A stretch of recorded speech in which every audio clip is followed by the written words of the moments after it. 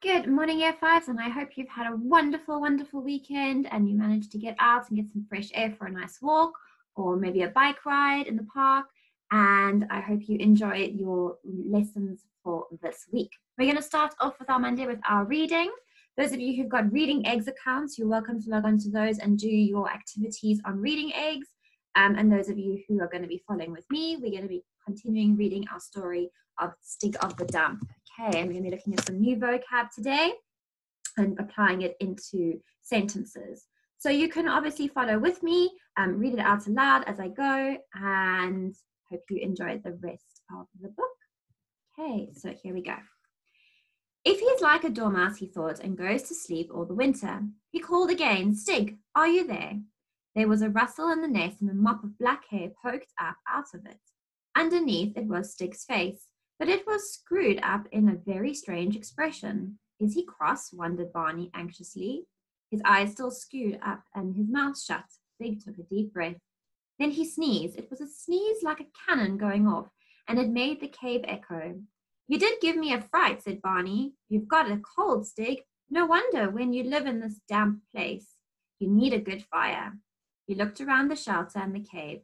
There didn't seem to be any wood to burn. Stig's heavy flint axe was leaning against the wall, and Barney picked it up. But he saw that the edge was crumbled and blunt. You'll have to sharpen this, said Barney. Stig crawled out of his nest, blinking stupidly. He moved as if his joints were rusty, and he did not take the axe as Barney held it out to him. All right, I'll do it then, said Barney. I expect it's quite easy. He sat down with the axe between his knees and picked up a heavy iron bolt and tried to remember how he had seen Stig chip the flint. But it was painful holding the cold flint and the cold iron, and his fingers were so clumsy that they would not do what he wanted them to. Oh, never mind, said Barney. Come on, we've got to get some wood. He stood up with the axe and went out of the shelter. Stig followed, half awake, half frozen and silent. They climbed up out of the pit and looked around the copse for wood to cut. Barney could see now that someone, probably Stig, had already been chopping and breaking down the dry branches. He chose a fairly thin thorn tree and set to work on it. The axe swung. The tree shook, the flint bounced off the tough bark, but he didn't seem to be getting anywhere.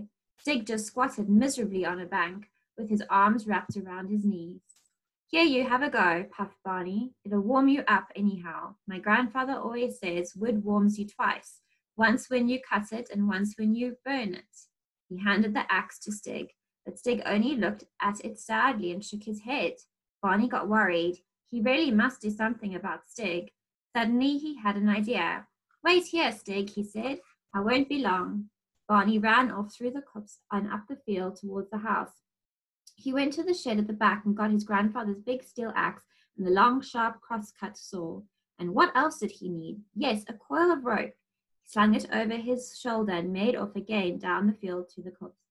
Here you are, Stig, he called, as he came up to Stig, still huddled on the bank. The sight of the shining steel axe worked like medicine on Stig. He uncurled himself and picked up the axe by its long handle. He tried its sharp edge with his thumb. He weighed it in his hands and swung it like a golfer testing a new club. His black eyes lit up and he looked around for something to use his new weapon on.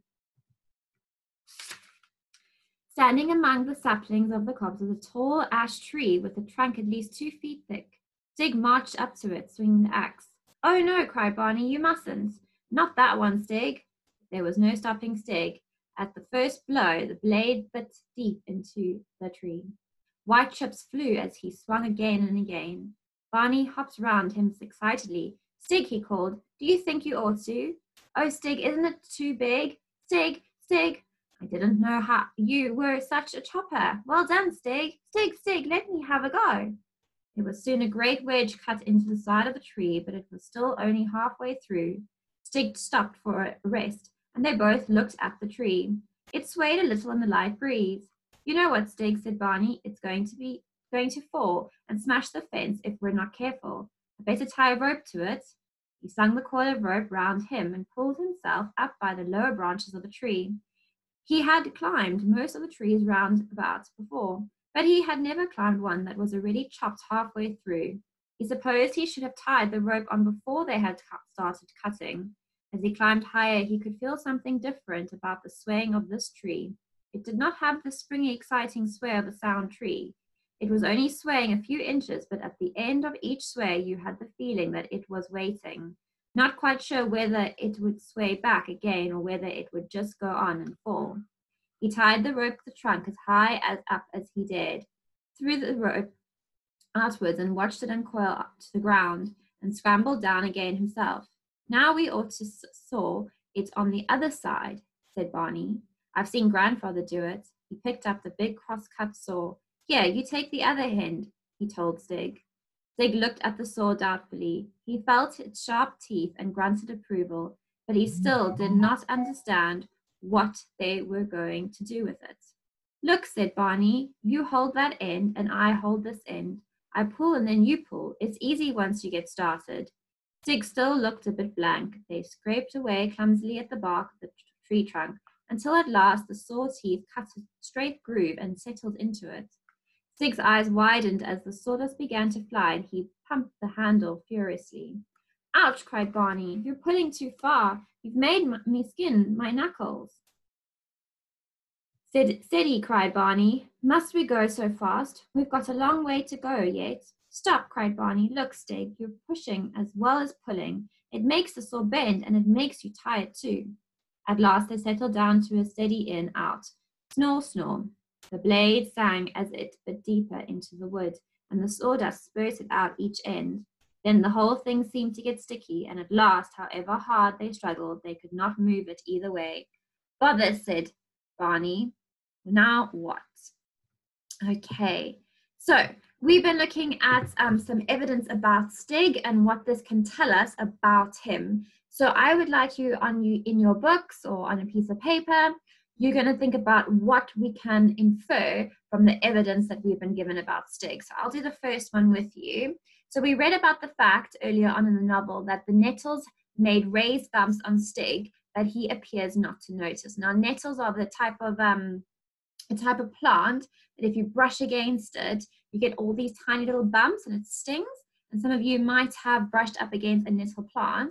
I have one in my garden and it is very painful when my foot brushes against it and I get all these raised bumps and it stings like mad.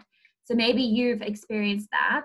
And it says here that the nettles have made these bumps on Stig, but he didn't really appear to notice. He didn't really react to it. So what could we infer about him? And we could then say that this is the evidence that then would tell us that he doesn't mind the nettle stinging him. It doesn't really bother him, okay, because he doesn't make a fuss about it. He doesn't moan about it, doesn't cry about it, okay? So they're not really bothering him even though he's getting stung. And perhaps this then would also suggest that he has been stung a lot by these nettles, and so he's quite used to it by now.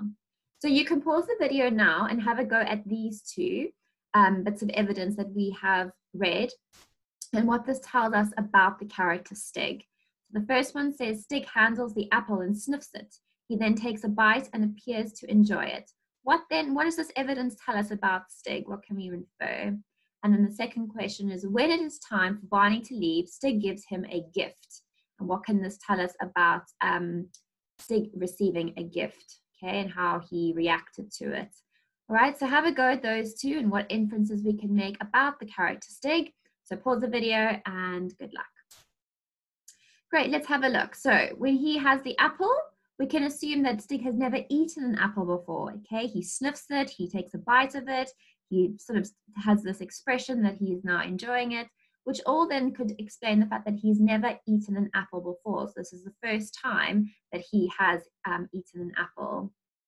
And when Stig gives Barney a gift, what does this tell us about him? And it says Stig wants to find a way to say thank you to Barney. So by giving him a gift, he's trying to show him, because remember, he doesn't really speak to Barney.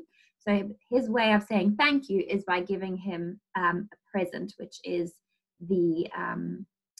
his way of saying thank you. All right, so those were the answers. You might have had some other bits of inference about Stig, but hopefully that makes some sense. Okay, we've seen this quite a few times and you should be quite familiar with this table. You're going to go back in the video and you're going to pause it and you're going to find for me 4 words that you are not 100% sure what their meanings are. And then you're going to write what you think the meaning is of that word.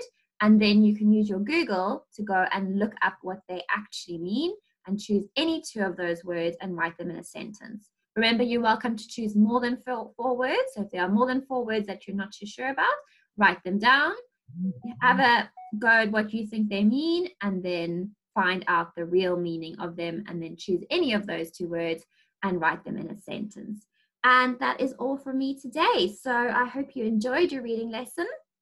Don't forget to go back, look at those 4 pages we read together today, find the vocab that you're not too sure about, write them down, and I will see you back tomorrow. Have a wonderful Monday. Bye, guys.